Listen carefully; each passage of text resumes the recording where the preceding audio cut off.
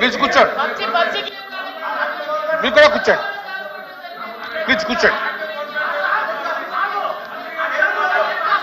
మీరు కంటిన్యూ చేయండి. మనం రిజాల్వ్ చేసుకున్నాం, ఇష్యూని రిజాల్వ్ చేసుకున్నా కూడా మళ్ళీ మీరు నుంచోవడం అనేది భావ్యం కాదు. మీరు కంటిన్యూ చేయండి. సభలో లేని వాళ్ళ పేర్ల గురించి రికార్డులో తొలగించబడతాయని చెప్పినందుకు ధన్యవాదాలు అధ్యక్ష. చెప్పండి అధ్యక్ష, చాలా మంచి సబ్జెక్ట్ అధ్యక్ష. ఇప్పుడు సభలో ముందు కూడా క్వశ్చన్స్ అడిగారు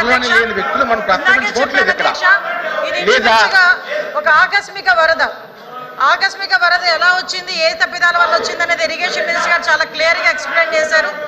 వరద వచ్చిన తర్వాత నుంచి కూడా గౌరవ సీఎం గారు ఎక్కడైతే వరద విజయవాడ ప్రాంతాల్లో వరద వచ్చిందో ఇమీడియట్ గా వరద ప్రాంతానికి సందర్శించి ఆ రోజు తన కార్యక్రమాలన్నింటినీ కూడా మానుకొని కలెక్టర్ ఆఫీసులోనే సుమారుగా 11 రోజులు తన అడ్మినిస్ట్రేషన్ డిపార్ట్మెంట్ అందరినీ అక్కడే పిలిపించి బస్సులో బస చేసి విజయవాడని తిరిగి తన వాళ్ళందరూ కూడా పనులు చేసుకునే విధంగా విజయవాడని తిరిగి పునరుద్ధరించారని చెప్పడానికి ఈరోజు మనం కాదు అధ్యక్ష, 5 కోట్ల మంది ప్రజలే కాదు ప్రపంచంలో తెలుగు వాళ్ళందరూ కూడా చూశారు అధ్యక్ష. నేను అందుకే చెప్తాను అధ్యక్ష, సుమారుగా 10 రోజుల పాటు అక్కడే ఉండి రాత్రులు పగలు కూడా ఎక్కడ కూడా బురద వాటర్లో అయినా డ్రైన్ వాటర్లోనైనా ఎక్కడ కార్పెట్లు వేసుకొని గట్ల మీద నుంచొని చూడలేదు అధ్యక్ష. ఒక సీఎం స్థాయిలో ఉన్న వ్యక్తి, 70 సంవత్సరాలు పైబడిన వ్యక్తి సింగనగర్ లాంటి ప్రదేశాల్లో కూడా అధ్యక్ష అక్కడికి వెళ్ళి డ్రైన్ వాటర్ లో కూడా దిగి ప్రొక్లైనర్ లెక్కి జేసీబీ లెక్కి అక్కడ ఉన్న వాళ్ళందరికీ కూడా సహాయక శిబిరాల దగ్గరికి సందర్శించి సహాయక చర్యలు అందుతున్నాయా లేదా అన్నదైతే చాలా క్లియర్ గా చూసిన సందర్భం అయితే ప్రపంచం అంతా కూడా చూశారు అధ్యక్ష. వాటితో పాటు అధ్యక్ష సుమారుగా ఫుడ్ ప్యాకెట్స్ కూడా చెప్పారు, ఇందాక చెప్పాం అధ్యక్ష. 1,15,00,000 మందికి ఫుడ్ ప్యాకెట్స్ ఇచ్చాము అధ్యక్ష. ఆ రోజు ప్రత్యక్షంగా నేనున్నాను అధ్యక్ష, డిజాస్టర్ మేనేజ్మెంట్ మంత్రిగా. ఆ రోజు చంద్రబాబు నాయుడు గారు అక్కడ విజిట్ చేసేటప్పుడు, గౌరవ సీఎం గారు అక్కడ విజిట్ చేసేటప్పుడు నేనున్నాను. ఉండినప్పుడు అక్కడ ఉన్న సీరియస్నెస్ చూసుకొని సార్ ఇమీడియట్ గా కొంచెం ముందుగా ఇన్ఫార్మ్ చేసే పరిస్థితి కూడా కాదు అధ్యక్ష. ఇమీడియట్ గా నేను తక్షణమే నియర్ బై ఏ ఆఫీస్ ఉందో కనుక్కోండి అని చెప్తే కలెక్టర్ ఆఫీస్ నియర్ బై ఉందంటే కలెక్టర్ ఆఫీస్ దగ్గరికి వెళ్ళి అక్కడ ఏ ప్రజలకి సాయంత్రం అవుతుంది, చీకటి పడుతుంది, కరెంట్ లేదు, డెఫినెట్ గా వాళ్ళకి ఛార్జీలు ఉన్నాయో లేదో కూడా తెలియదు.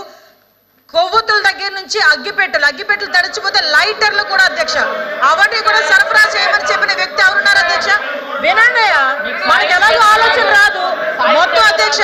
ప్రతిపక్ష ఇవన్నీ ఇలా జరుగుతుంటే అధ్యక్ష ప్రతిపక్ష నాయకుడి కింద జగన్మోహన్ రెడ్డి గారు ఆ రోజు వచ్చారు అధ్యక్ష. మొత్తం 20 రోజుల పైన విజయవాడ జల దిగ్బంధం అయిపోతే 20 నిమిషాలు కూడా ఒక కార్పెట్ వేసుకొని అక్కడ కూడా దిగకుండా ఒకసారి చూసి బయటకు వచ్చి సాక్షి పేపర్లో తప్పుడు రాతలు రాసే పరిస్థితి. నేను ఎందుకంటే బాధపడుతూ చెప్తున్నాను అధ్యక్ష, ఒక పక్క నుంచి జనాలు 43 మంది చనిపోయారు, ఒక పక్క నుంచి జనాలకి తిండి లేక అల్లాడుతూ ఉంటే అందరం కలిసి వెళ్ళి పనిచేయాల్సింది పోయి ఏదో సవాల్ దగ్గర రాబందుల్లా కూర్చొని ఎక్కడ ఏ సభ వస్తుంది, ఎక్కడ ఎవరు ఏడుస్తూ కనిపిస్తారు, కెమెరా పట్టుకొని తీద్దామని చెప్పి రెడీగా ఉండే సాక్షి పేపర్ కూడా ఈ రోజు మాట్లాడే పరిస్థితి అధ్యక్ష. ఇంకో విషయం అధ్యక్ష, సెంట్రల్ గవర్నమెంట్ నుంచి అధ్యక్ష ఇంకో విషయం అధ్యక్ష ఇంకా అవ్వలేదు అధ్యక్ష. క్వశ్చన్స్ అడిగారు, సమాధానంలో చెప్తున్నాను అధ్యక్ష వినాలి అధ్యక్ష. అలాంటి భాష ఓకే, నేను ఏదైనా తప్పుగా మాట్లాడినట్టు అనిపిస్తే సభ దృష్టిలో నేను క్షమించమని కోరుతున్నాను. అవి రికార్డు నుంచి తొలగించండి. ఓకే, నేను ఒకటే క్లియర్ చెప్తాను అధ్యక్ష, నేను అపాలజీ చెప్పా. నేను నా సభా సాంప్రదాయం ప్రకారంగా కాకుండా ఏదైనా పదం నా నోటి నుంచి తప్పుగా వస్తే సభాపూర్వకంగా క్షమించి రికార్డు నుంచి తొలగించండి. ఓకే, అదొకటి అధ్యక్ష.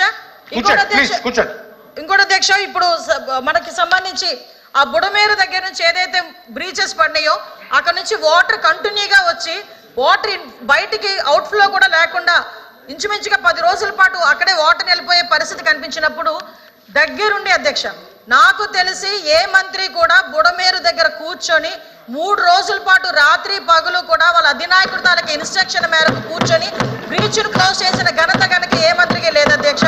అది చంద్రబాబు నాయుడు గారి నాయకత్వంలో ఈ రోజు గౌరవ మంత్రి గారు చేసిన పరిస్థితి మనందరం కూడా అప్రిషియేట్ చేయాల్సిన అవసరం ఉంది అధ్యక్ష. వాటితో పాటు ఈ రోజు మనకి సెంట్రల్ గవర్నమెంట్ నుంచి ఇందాక సభ్యులు అడిగారు, మనకి 1036 కోట్ల రూపాయలు SDRF కింద వచ్చింది అధ్యక్ష. సుమారుగా డొనేషన్స్ కింద 450 కోట్ల పైన అధ్యక్ష. ఇక్కడ కూడా విషయం చెప్పాలి అధ్యక్ష, అంటే ఇప్పుడు ఒక మంచి పని చేసేటప్పుడు ఎంతమంది ముందుకు వచ్చి వాళ్ళ కంట్రిబ్యూషన్ చెప్తారని చెప్పడానికి, చిన్న పిల్లలు వాళ్ళ కిడ్నీ బ్యాంకుల్లో దాచుకున్న డబ్బులను కూడా తీసుకొచ్చి CMRF కింద విజయవాడ ఫ్లడ్స్ కింద డబ్బులు ఇచ్చిన పరిస్థితి కూడా ఈ సందర్భంగా గుర్తు చేయాలి. ముసలి వాళ్ళు, వీల్ చైర్స్ లో వచ్చిన వాళ్ళు కూడా వచ్చి ఈ రోజు డబ్బులు ఇచ్చిన పరిస్థితి కూడా ఉంది అధ్యక్ష. విజయవాడకి సంబంధించి, విజయవాడ ప్రజలకు సంబంధించి మనకి TR-27 కింద సుమారుగా 139 కోట్ల రూపాయలు విడుదల చేయడం అయింది. దాంట్లో 89 కోట్లు NTR జిల్లాకి విడుదల చేయడం అయింది అధ్యక్ష. అందులో 79 కోట్ల రూపాయల పాటు అందరికీ కూడా ఇవ్వడం జరిగింది. ఇంకా మాకు కలెక్టరేట్ లో ఉన్న గ్రీవెన్సెస్ ఇందాక మరి ఇంకొక విషయం కూడా చెప్పాలి అధ్యక్ష, ఎందుకంటే ఇది చాలా పెద్ద సబ్జెక్టు. చెప్పేటప్పుడేమో వాళ్ళకేమో కొంచెం ఇబ్బందిగా ఉంది, అయినా కూడా చెప్పాలి. సింగనగర్ లో ఉన్నారని ఒక సభ్యుడు చెప్పారు అధ్యక్ష. అక్కడ ఉన్న వాళ్ళు ఇల్లులు కూడా శుభ్రం చేయడానికి ఫైర్ డిపార్ట్మెంట్ వాళ్ళు వచ్చి ఫైర్ ఇంజిన్లతో కూడా వచ్చి ఇల్లులు కూడా శుభ్రం చేయలేదు అధ్యక్ష. ఎంతమందికి ఇల్లు శుభ్రం చేసేమో అన్న లెక్క కూడా మా దగ్గర ఉంది అధ్యక్ష.